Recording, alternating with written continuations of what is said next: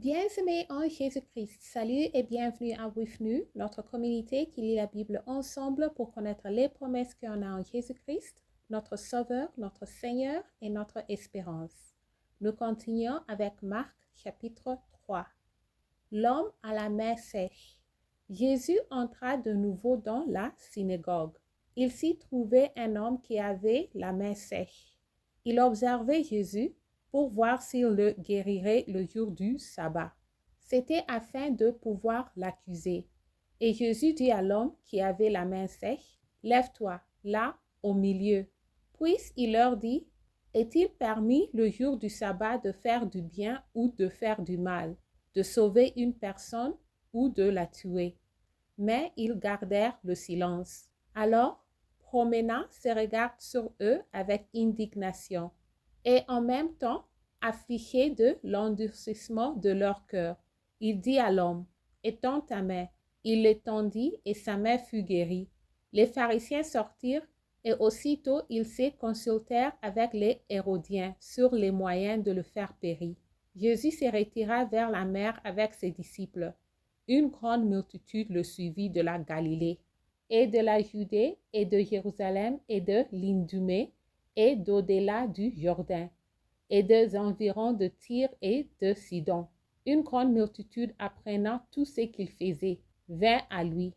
Il chargea ses disciples de tenir toujours à sa disposition une petite barque, afin de ne pas être pressés par la foule. Car comme il guérissait beaucoup de gens, tous ceux qui avaient des malades se jetaient sur lui pour le toucher. Les esprits impurs, quand ils le voyaient, se prosternaient devant lui et s'écriaient, « Tu es le Fils de Dieu. » Mais il leur recommandait très sévèrement de ne pas le faire connaître. Choix des 12 apôtres. Il monta ensuite sur la montagne, il appela ceux qu'il voulut et ils vinrent auprès de lui. Il en établit 12 pour les avoir avec lui et pour les envoyer prêcher avec le pouvoir de chasser les démons. Voici les 12 qu'il établit.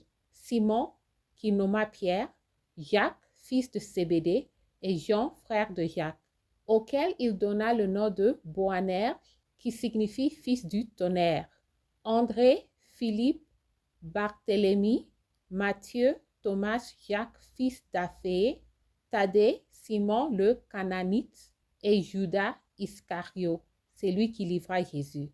Attaque des scribes et réponse de Jésus, le péché contre le Saint-Esprit.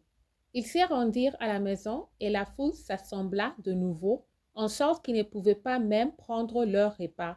Les parents de Jésus ayant appris ce qui s'est passé, vinrent pour se saisir de lui, car ils disaient, il est hors de son. Et les scribes qui étaient, je tourne la page, descendus de Jérusalem dirent, il est possédé de Bézéboul. C'est par le prince de démons qu'il chasse les démons. Jésus les appela et leur dit sous forme de parabole, « Comment Satan peut-il chasser Satan? Si un royaume est divisé contre lui-même, ce royaume ne peut subsister. Et si une maison est divisée contre elle-même, cette maison ne peut subsister. Si donc Satan se révolte contre lui-même, il est divisé et il ne peut subsister. Mais son est fait de lui. Personne ne peut entrer dans la maison d'un homme fort et piler ses biens, sans avoir auparavant lié cet homme fort. Alors il pillera sa maison. Je vous l'ai dit en vérité, tous les péchés seront pardonnés au Fils des hommes et les blasphémes qu'il aurait proférés. Mais quiconque blasphémera contre le Saint-Esprit n'obtiendra jamais de pardon. Il est coupable d'un péché éternel.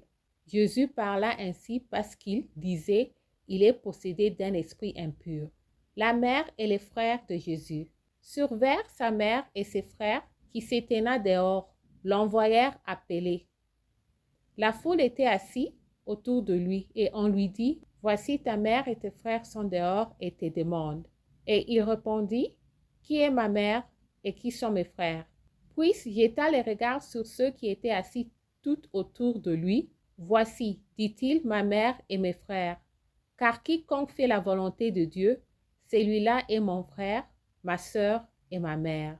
Amen. Merci d'avoir lu ensemble. J'améliore mon français en lisant la Bible. Restez en Jésus-Christ et Shalom.